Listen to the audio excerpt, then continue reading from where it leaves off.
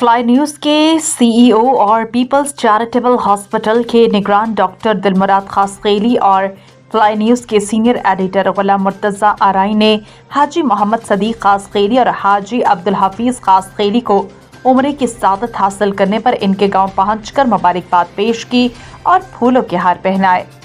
इस मौके पर हाजी साहिबान ने गुफ्तगू करते हुए कहा कि अल्लाह ताला ने हमें अपने गांव में हर आसाइश से नवाजा है, मगर हमें जो रूहानी सुकून मक्का मुकरमा और मदीना मुनव्वरा में मिला वो दुनिया के किसी भी कोने में नहीं मिल सकता। उन्होंने कहा कि हमने मक्का मुकरमा में अपने गांव, शहर, मुल्क पाकिस्तान और उम्मत मुस्लिमा की तरक्की और सरबुलंदी और बीमारी और परेशान हाल मुसलमानों के लिए खुसूसी दुआएं की हैं।